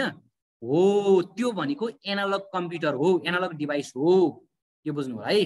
अब तपाईँले फेरि यो सम्झिनु होइन कि कम्प्युटर भन्ने बित्तिकै चाहिँ त्यो हामीले चलाउने कम्प्युटर मात्र हो भन्ने सम्झिनु होइन। सबै डिजिटल डिभाइसहरू कम्प्युटरमा पढ्न सक्छन्।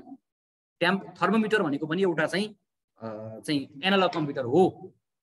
अब तपाईँले मेन्टल्ली रूपमा के सोच्न पर्यो भने एनालग कम्प्युटर भन्ने बित्तिकै थर्मोमिटरलाई सम्झिने कुरा बुझ्नुभयो नि हैन। अनि physical quantity such as temperature, physical क्वान्टिटीहरू मापन गर्नको लागि युज हुन्छ। जस्तै टेम्परेचर, भोल्टेज, कति भोल्टेज छ भन्ने कुरा मापन गर्नको लागि चाहिँ युज हुन्छ। It is measuring system. Measuring भनेको मापन गर्ने एउटा प्रणाली हो। यो मापनको लागि चाहिँ युज हुन्छ। हामी जस्तै ज्वरो नाप्यौँ भने यति डिग्री ज्वरो आयो भन्छौँ नि, 101 डिग्री भन्छौँ हैन, 105 डिग्री भन्छौँ, अथवा चाहिँ 198 डिग्री भन्छौँ। त्यो मापन गर्छ के। बेस्ड अन एनालग मेकानिजम, एनालगको मेकानिजममा हुन्छ। It is design for specific task. सम्झिनु पर्ने कुरा एउटा मेन पोइन्ट हो, सम्झिनु पर्ने कुरा मैले पढाउँदाखेरि भनिरहेको हुन्छु तपाईहरुलाई। फन्डामेन्टल पढाउँदाखेरि पुरै नोट पहिला पठाइदिन्छु मैले पीडीएफ, तपाईले प्रिन्ट गर्नुहुन्छ, प्रिन्ट गरिसकेपछि अगाडि राख्नुहुन्छ, यसरी अगाडि राख्नुहुन्छ, एकदम सेक्रेट ठाउँमा चाहिँ बस्नुहुन्छ, त्यसपछि तपाईले मैले इम्पोर्टेन्ट भनेको कुरा टिक लाउनुहुन्छ अनि पढ्नुहुन्छ, बुझिएन भने पछि बेलुका भिडियो पनि हेर्नुहुन्छ है। It is design for specific task. तपाईले के बुझ्न पर्यो भने एनालग कम्प्युटर भनेको स्पेसिफिक काम गर्नको लागि युज हुन्छ। स्पेसिफिक भनेको एउटा मात्रै काम गर्नको लागि युज हुन्छ, यो बुझ्न पर्यो तपाईले। जेनरल भन्यो भने चाहिँ सबै काम गर्ने भयो, सामान्य काम। स्पेसिफिक भनेको एउटा मात्रै काम गर्ने। जस्तै थर्मोमिटरको काम के हो? टेम्परेचर मात्रै मापन गर्ने हो नि, हैन? अनि त्यो त बुझ्नु भएको छ, त्यो अरु काम गर्छ गर्दैन? अनि भूकम्प आउँछ नि, नेपालमा धेरैचोटि आउँछ, यति रेक्टरको भूकम्प आउँछ भन्छ, हैन? त्यो मेजर गर्ने डिभाइसको नाम सेस्मोग्राफ हो। यहाँ एक्जाम्पलमा दिएको छ सेस्मोग्राफ। यसले चाहिँ अर्थक्वेकलाई चाहिँ मेजर गर्छ, कति रेक्टरको भुइँचालो आयो भन्ने कुरा है। यसको काम के हो फेरि? भुइँचालो चाहिँ कति रेक्टरको आयो भन्ने कुरा मात्रै मापन गर्छ, अरु काम गर्दैन। यसले टेम्परेचर मापन गर्दैन।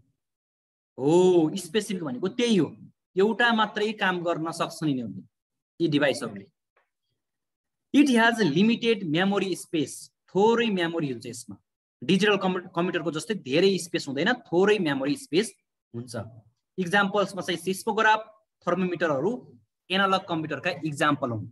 अर्को एउटा इक्जाम्पल दियो एनालग कम्प्युटरमा, तपाईले हातमा लाउनुहुन्थ्यो नि घडी, 3टा सुई गरेको घडी, त्यो भनेको पनि एउटा एनालग डिभाइस हो। एक्ज्याक्ट त्यसमा रेकर्ड हुँदैन, यो बुझ्नु होला। अनि बाइकमा स्पिडोमिटर भन्छ त्यसलाई, स्पिड देखाउँछ नि कति रेसमा छ, त्यो सुई सर घुम्छ नि, हैन? त्यो पनि एनालग डिभाइस। अहिले त त्यो चाहिँ डिजिटल आइसकेको छ। अब कति चाहिँ गाछ भन्ने कुरा डिजिटल आइसक्यो अहिले। पहिलाको पुरानो बाइकमा चाहिँ त्यो हुन्छ। पेट्रोल पम्पमा पनि पुरानो पेट्रोल पम्पमा चाहिँ अझै पनि त्यो चाहिँ सुईवाला हुन्छ, नयाँमा चाहिँ डिजिटल आइसकेको छ, यो बुझ्नु होला है। अब एनालग कम्प्युटरको सम्बन्धमा क्लियर हुन पर्यो। फेरि समराइज भन्दैछु, एनालग कम्प्युटर भन्ने बित्तिकै फिजिकल क्वान्टिटी मेजर गर्नको लागि युज हुन्छ, हैन? यो चाहिँ मेजरिङ सिस्टम हो, हैन? अनि स्पेसिफिक टास्कको लागि युज हुन्छ, थोरै मेमोरी हुन्छ। इक्जाम्पलको लागि चाहिँ सेस्मोग्राफ, थर्मोमिटरहरू रहेका छन्, यो बुझ्नु होला है।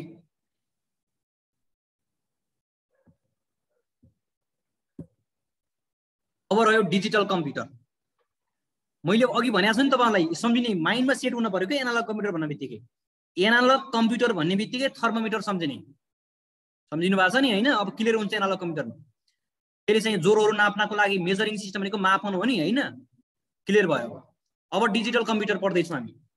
डिजिटल कम्प्युटर भन्ने बित्तिकै तपाईले चाहिँ डिजिटल कम्प्युटर भन्ने बित्तिकै तपाईले के सम्झिन पर्यो भने तपाईले चलाइरहेको कम्प्युटरहरू सम्झिन पर्यो। ल्यापटपहरू छन्, डेस्कटपहरू छन्, ती कम्प्युटरहरू डिजिटल कम्प्युटर हुन्। It handles the discrete non continuous logical quantities or signal. Discrete हुन्छ नि, डिजिटल कम्प्युटरमा 0 र 1 मात्रै बुझ्छ नि, तपाईहरुलाई थाहा छ नि, हैन?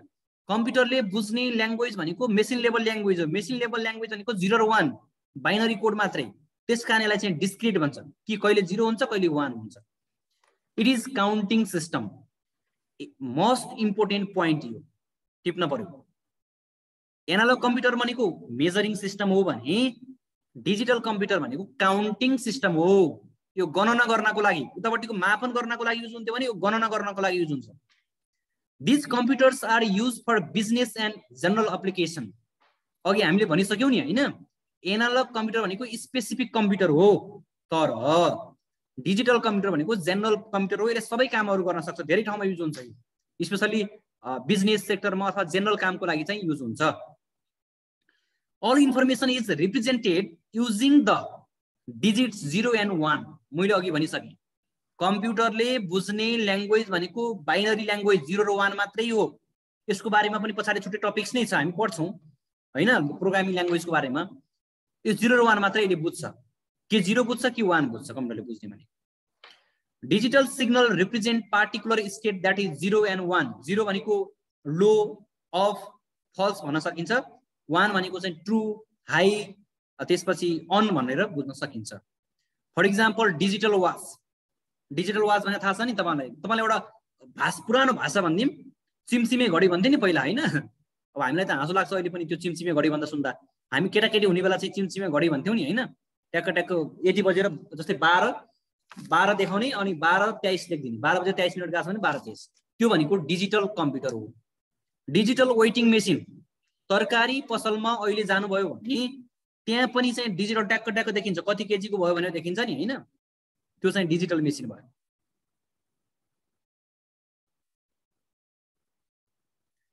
पर्सनल कम्प्युटर, हामीले चलाउने डेस्कटप कम्प्युटरहरू, ल्यापटपहरू, यी भनेका मोबाइलहरू सबै यिनीहरू चाहिँ डिजिटल कम्प्युटर अन्तर्गत पर्छन्। यसमा चाहिँ क्लियर हुनु होला है। साउन्ड आएको छैन? मेसेजमा लेख्नुहोस् त, साउन्ड आएन भन्नुभयो त।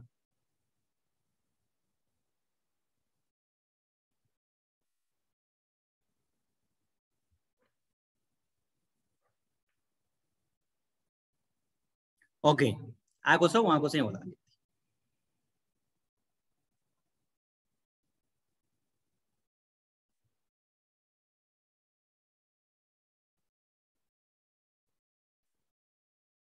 वेट नाप्ने मेसिनमा वानली एउटा मात्रै काम गर्छ, त्यो भनेको डिजिटल हो कि एनालग भनेको छ। वेट नाप्ने काम एउटा मान्नुभयो तपाईँले, तरकारी पनि नाप्न सक्छ, त्यसले चामल पनि नाप्न सक्छ, अर्को कुनै चिज पनि नाप्न सक्छ के। त्यसरी जेनरलाइज गर्ने हो। डिजिटल भनेको अब वेट नाप्ने मेसिन पनि दुई प्रकारको हुन्छ। एकचोटि के हुन्छ, तराजु भन्ने हुन्छ, दुई तरिकाको समाततिर ढुन्ड्याउने खालको, त्यो भनेको एनालग भयो। फेरि अब डिजिटल भनेको ट्याक्कै यति यति भनेर आउँछ नि होइन, हो त्यो चाहिँ हुन्छ के।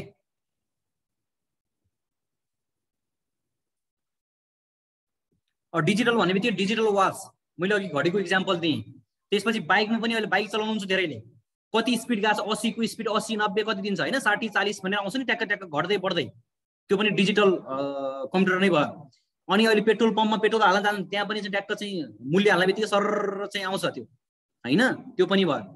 त्यो चाहिँ बुझ्न पर्यो है डिजिटल कम्प्युटर भनेको। अरू अब हामीले चलाउने कम्प्युटरहरू त यसमा परिहाल्यो नै।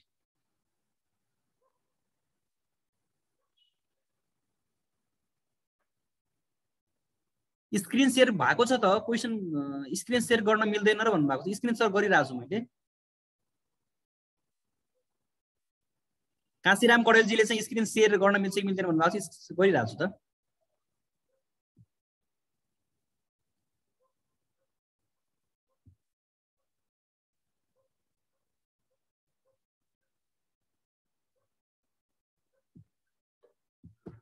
ओके, एनालग र डिजिटलको कुरा क्लियर हुनुभयो नि होइन। एनालग कम्प्युटर भन्ने बित्तिकै फिजिकल क्वान्टिटी मेजर गर्नको लागि युज हुन्छ, मापन गर्नको लागि युज हुन्छ। लाइक फिजिकल क्वान्टिटी भन्ने बित्तिकै जस्तो टेम्परेचर मापन गर्छौँ नि हामी, तापक्रम कति छ, त्यस्ता कुराहरू मापन गर्नको लागि। भुइँचालो कति रेक्टरको आयो, अनि हामी त्यो कुरा चाहिँ मापन गर्नको लागि चाहिँ एनालग कम्प्युटर। डिजिटल कम्प्युटर भने त्यो काउन्टिङको लागि डिस्क्रिट फर्ममा चाहिँ हुन्छ यो होइन। अनि यो भन्ने बित्तिकै डिजिटल वाचहरू, यो चाहिँ पर्सनल कम्प्युटरहरू, यिनी चाहिँ डिजिटल कम्प्युटर अन्तर्गत परे। अर्को छ हाइब्रिड कम्प्युटर। अब यसमा त एकदमै सजिलो।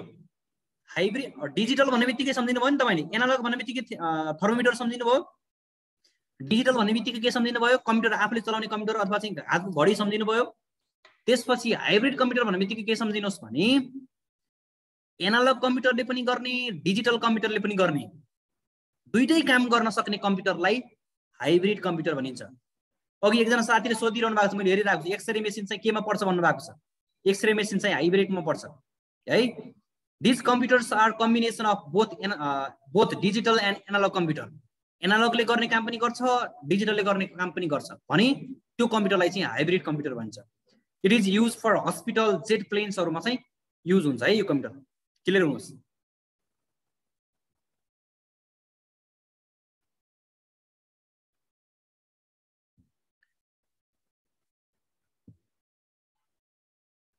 क्याल्कुलेटर केमा पर्छ भन्नुभएको छ, क्याल्कुलेटर त डिजिटल भइहाल्यो नि। ल अब अर्को हामीले 1 नम्बरमा पढ्यौँ, कम्प्युटरको टाइप्स पढिरहँदाखेरि 1 नम्बरको पोइन्ट मात्र पढाएको छौँ हामीले अहिले। बेस्ड अन साइज कामको आधारमा वर्किङ प्रिन्सिपलको आधारमा अथवा कामको आधारमा मात्र पढ्यौं हैन। अब हामी साइजको आधारमा पढ्दैछौँ। बेस्ड अन साइजको आधारमा कम्प्युटरहरू कति प्रकारका छन् भने एउटा चाहिँ supercomputer, mainframe computer, minicomputer, microcomputer, 4 प्रकारका छन्। यो बुझ्नुस् है। Supercomputer, mainframe computer, minicomputer, microcomputer. अब हामी पढ्दैछौँ सुपर कम्प्युटरको बारेमा। The largest computer of the world, विश्वको सबैभन्दा लार्जेस्ट कम्प्युटर भनेको सुपर कम्प्युटर हो। यो बुझ्नु होला है। Super computers are most expensive and fastest computer of the world. सबैभन्दा फास्टेस्ट, एक्सपेन्सिभ महँगो, एक्सपेन्सिभ भनेको महँगो, फास्टेस्ट भनेको छिटो कम्प्युटर भनेको सुपर कम्प्युटर हो। क्लियर कुरा। सबैभन्दा लार्जेस्ट, एक्सपेन्सिभ, ठुलो, महँगो र छिटो। क्लियर। 3टा कुरामा एकैचोटि क्लियर भयो नि हैन। The speed of super computer is generally measure in flops. एकदमै महत्त्वपूर्ण पोइन्ट अब्जेक्टिभको लागि। सुपर कम्प्युटरको स्पिड फ्लप्समा चाहिँ मेजर हुन्छ। फ्लप्सको फुल फर्म हुन्छ floating point operation per second. याद गर्नै पर्छ, कन्ट गर्नुपर्छ। Flops. Super computer is specially design for massive parallel processing. Massive parallel processing भनेको के हो भन्ने कुरा बुझ्न पर्यो है। तपाईहरु मानु कुनै रोड छ, एउटा रोड छ, 2 जना मान्छे हिँडिरहेछन्। 2 जना मान्छे, एउटा मान्छे सरर अगाडि हिँड्यो, त्यसपछि त्यसको पछि अर्को मान्छे गयो भने प्यारलल हुँदैन हैन। अनि 2टा मान्छे सँगै यसरी चाहिँ अगाडि चाहिँ हिँडिरहेछन् भने प्यारलल हो, सँगसँगै प्रोसेस गर्न सक्छ। भनेको सुपर कम्प्युटरले एकै पटक धेरै प्रोसेस गर्न सक्छ प्रोग्रामहरु। क्लियर कुरा हुनुहुन्छ है। Super computers can performs trillions of calculation per second. Thousands, millions, billions, trillions भनेको 1 सेकेन्डमा यति काम गर्न सक्छ। फास्ट, धेरै फास्ट हुन्छ। The computer use for intensive numerical analysis. Largest टाइपको नम्बरहरु एनालाइसिस गर्नको लागि युज हुन्छ। वेदर फोरकास्टिङ भनेको जस्तै तपाईलाई भन्छ नि, रेडियोमा सुन्नुहुन्छ नि, टिभीहरुमा मौसम पूर्वानुमान भन्छ नि। मौसम पूर्वानुमान, भोलि बिहान चाहिँ मौसम चाहिँ पानी पर्ने सम्भावना छ भन्छ नि। त्यो केबाट पत्ता लाग्छ? वेदर फोरकास्टिङ भनेको त्यही हो। कम्प्युटर, सुपर कम्प्युटर युज हुन्छ। न्युक्लियर इनर्जी रिसर्च भनेको युद्धहरुमा चाहिँ नयाँ नयाँ बमहरु बनाउँछन्, त्यस्तो बेला पनि यो सुपर कम्प्युटर युज हुन्छ रिसर्च गर्नको लागि। Analysis of geological data, geological भौगोलिक डेटालाई चाहिँ एनालाइसिस गर्नको लागि हुन्छ। डाइनामिक क्याल्कुलेसन, धेरै लार्जेस्ट टाइपको क्याल्कुलेसन गर्नको लागि युज हुन्छ। Scientific simulation, satellite communication operation on space, स्पेसमा चाहिँ सैटेलाइट कम्युनिकेसन गर्नको लागि चाहिँ सुपर कम्प्युटर युज हुन्छ।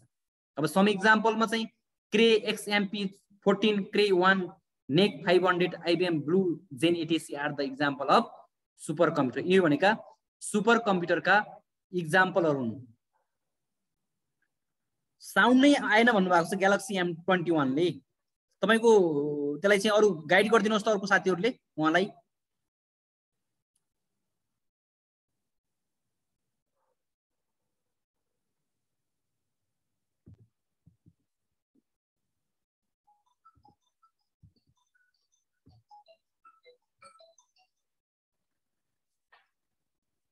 देन हामी अर्को कम्प्युटर पढ्दैछौँ, मेन फ्रेम कम्प्युटर।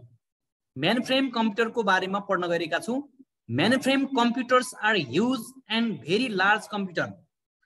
साइजको कम्प्यारेटिभली साइजको तुलना गर्ने हो भने सुपर कम्प्युटर जस्तै साइजको चाहिँ मेन फ्रेम कम्प्युटरहरु रहेका हुन्छन्। यो बुझ्नु होला है।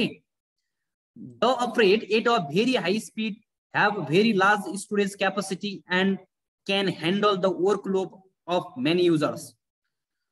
यसको मेन फ्रेम कम्प्युटरको एउटा मेन काम चाहिँ एउटा चाहिँ सम्झिनु पर्ने काम चाहिँ यहाँ छ है, यो बुझ्नु होला। मेन फ्रेम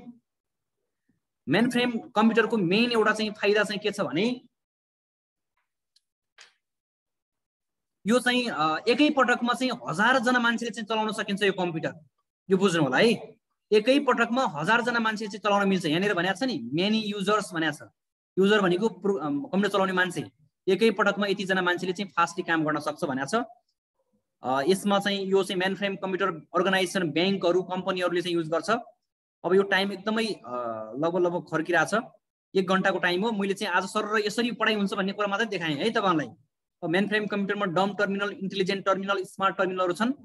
यसमा टाइमले भ्याइएन। मिनी कम्प्युटर्सहरुको साइजको आधारमा, माइक्रो कम्प्युटर्सहरुको, त्यसपछि बेस्ड अन ब्रान्डको आधारमा पनि छ। अब यो ब्रान्ड भने के हो भन्ने कुरा चाहिँ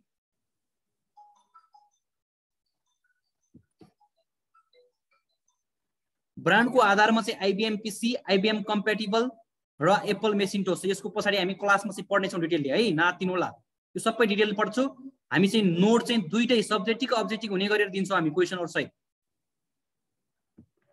अनि बेस्ड अन मोडेलको आधारमा XT computer, AT computer, PS2 computer. अब यसमा सम्झिनु पर्ने कुरा के छ भने यसको फुल फर्म एक्सटी मा र अर्को कुरा चाहिँ यसमा सम्झिनु पर्ने कुरा it can not support GUI based operating system भनेको अहिलेको हाम्रो कम्प्युटरले सपोर्ट गरेको जुन विन्डोज अपरेटिङ सिस्टम छ नि त्यो अपरेटिङ सिस्टम यो कम्प्युटरमा सपोर्ट गर्दैन, एक्सटी कम्प्युटरमा। सम्झिनु पर्ने कुरा यति मात्रै हो। अर्को चाहिँ एटी कम्प्युटर।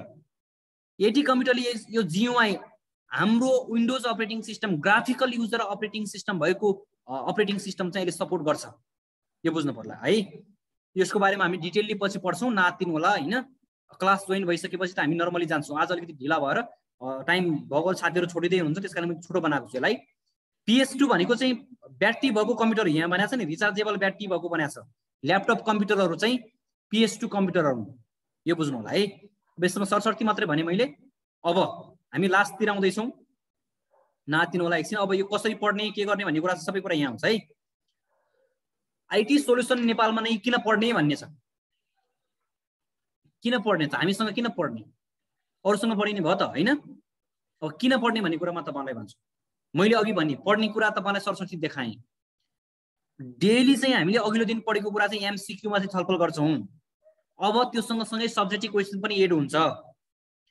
इम्पोर्टेन्ट कुरा चाहिँ एकदम लिखित कुरालाई, थ्योरी कुरालाई चाहिँ विशेष फोकस गर्छौं। र अर्को कुरा चाहिँ के छ भने लाइभ क्लास छ एउटा, जुमबाट चाहिँ यसरी हामीले पढेको कुरा यसरी नै जोडिन्छौं। र टपिक्स वाइज डिस्कसन, सिलेबस अनुसार एउटा पनि टपिक छुट्दैन, पुरै सिलेबस अनुसार चाहिँ टपिक्स हामी कम्प्लिट गर्छौं। क्लियर हुनुहोस् यो कुरा ढुक्क। मोडल क्वेशन प्र्याक्टिस गर्छौं हामी।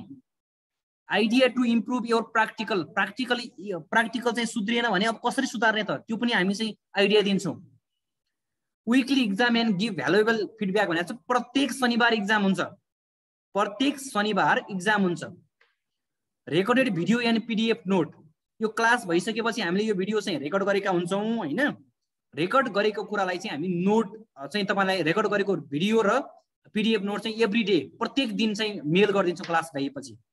तपाईले त्यसलाई चाहिँ हेर्न सक्नुहुन्छ डाउनलोड गरेर पनि पछि। Practical base class, practical base हुन्छ। मैले अघि भनेको थिएँ नि हामी वर्ड, एक्सेल, पावर पोइन्टमा पुरै प्र्याक्टिकल गर्छौं हामी। त्यसो थ्योरीमा चाहिँ भनेर यस्तो भनेर हुँदैन, प्र्याक्टिकल गरेर। फंक्सनहरु छन् धेरै, goal seek, absolute cell reference, तिनीहरु कुरा छन् भने हामी प्र्याक्टिकली देखाउँछौं, तपाईले त्यही अनुसार गर्ने।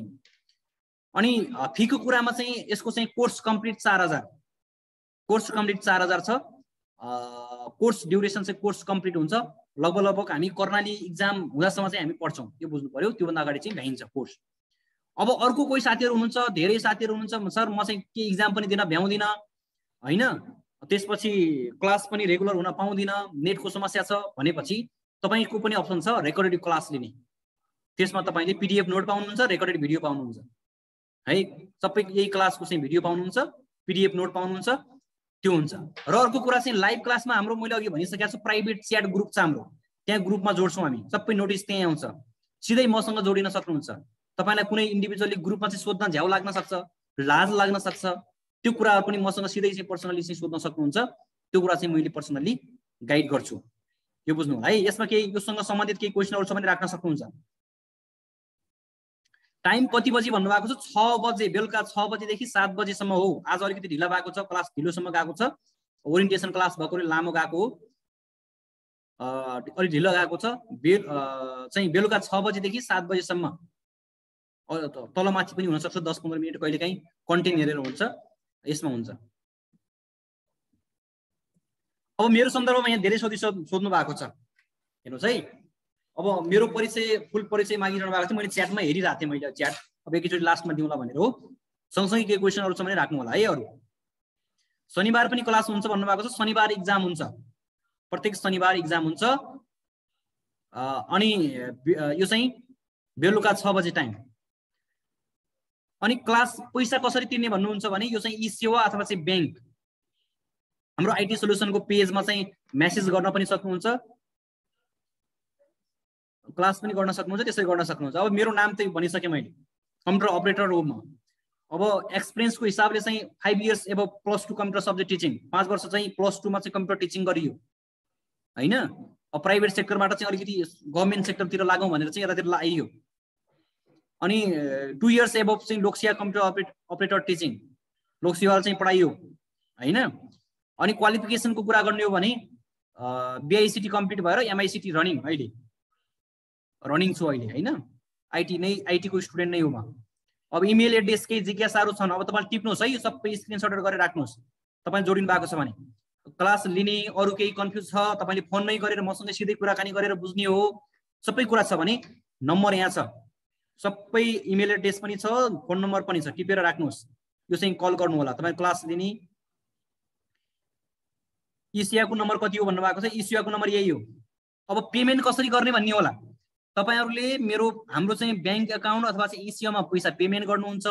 पेमेन्ट गरिसकेपछि त्यो स्लिप अथवा चाहिँ स्क्रिनशट राख्नुहुन्छ, आईटी सोलुसन पेजमा त्यसलाई मलाई मेसेज गर्नुहुन्छ अथवा चाहिँ मलाई सिधै फोन गर्नुहुन्छ, मैले पैसा हाले भन्नुहुन्छ। अनि हामी सिधै चाहिँ तपाईलाई चाहिँ ग्रुपमा एड गर्छौं यता। अनि त्यसपछि क्लासमा त तपाईहरु रेगुलर जोइन हुनुहुन्छ। सजिलो छ उपाय, केही पनि छैन गाह्रो है। क्लास त अब रेगुलर हो, क्लास भइरहेको छ। अब आजलाई पनि क्लासै सम्झिनुस्, ओरिएन्टेसन क्लास फ्रीली जोइन हुनुको। भोलिदेखि सिलेबस अनुसार सुरुदेखि चाहिँ सुरु हुन्छ यही टाइममा, भोलिदेखि है।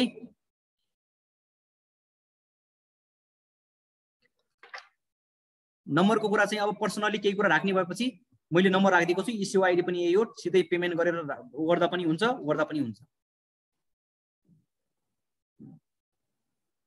1 आवर हुन्छ, 1 घण्टा हुन्छ। अरु केही क्वेशनहरु छ भने राख्नुस् है। मैले चाहिँ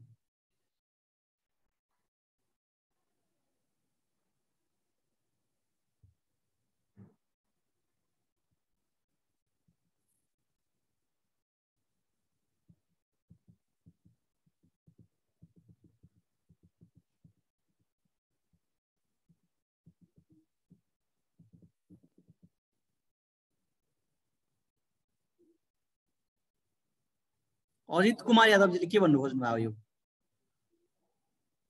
50 पैसा दिँदा हुन्छ भन्नको मतलब के हो खास? यो बुझेन तपाईको क्वेशन है। अलि कम्प्युटर अपरेटर बडुवा हुन्छ कि नै भन्नु भएको छ। बडुवा हुन्छ, मैले अघि भनिसकेँ। अघि बडुवा हुन्छ, प्रशासनको अधिकृतमा बडुवा हुन्छ। अहिलेसम्म होइन, अब तपाईहरुले पेमेन्ट गरेपछि हामी क्लासमा जोड्छौं है।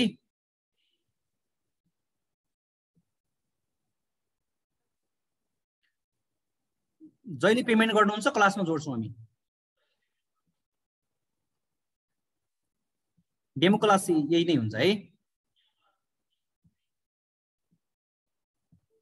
मर्निङमा पनि हुन्छ, मर्निङमा पनि अब टिम भयो भने मर्निङमा पनि हुन्छ है, साथीहरु हुनुभयो भने। अहिले अब सबै बेलुका भन्ने हुनुहुन्छ हैन, बिहान पेमेन्ट गरेर बेलुका चाहिँ बिहान पनि पढ्ने भन्नुभयो भने हुन्छ क्लास।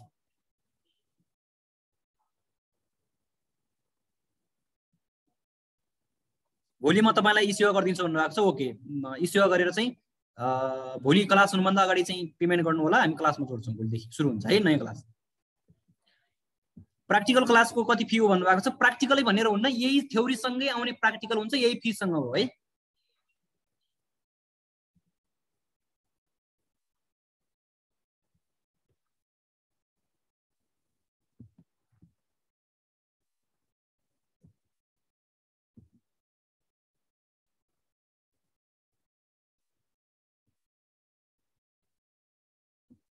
यो नम्बर राख्नुस् हैन, यसमा चाहिँ फोन गर्नुस्। केही समस्या छ भने, केही जिज्ञासाहरु अरु पनि छन् भने तपाईले चाहिँ भएन भने फोन गर्नुस् है।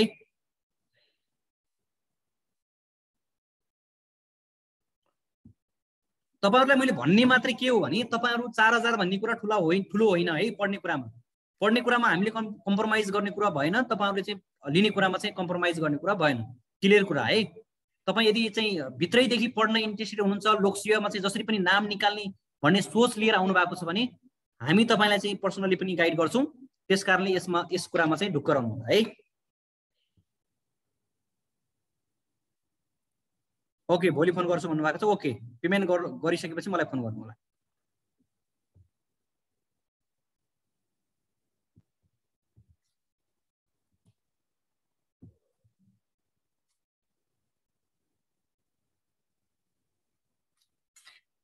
ओके, केही क्वेसन छैन भने हामी आजको यो ओरिएन्टेसन क्लास यति नै गर्छौं। यो क्लासमा सहभागी भइदिनु भयो सम्पूर्ण साथीहरूलाई धन्यवाद दिन चाहन्छु। केही फर्दर अझै पनि केही जिज्ञासाहरू छन् भने हाम्रो चाहिँ मलाई सिधै फोन गर्नु होला, म नै फोन उठाउँछु, ढुक्कसँग चाहिँ कुरा गर्न सक्नुहुन्छ, केही पनि अप्ठ्यारो नमानेर है। त्यसपछि कुरा भइ नै हाल्छ।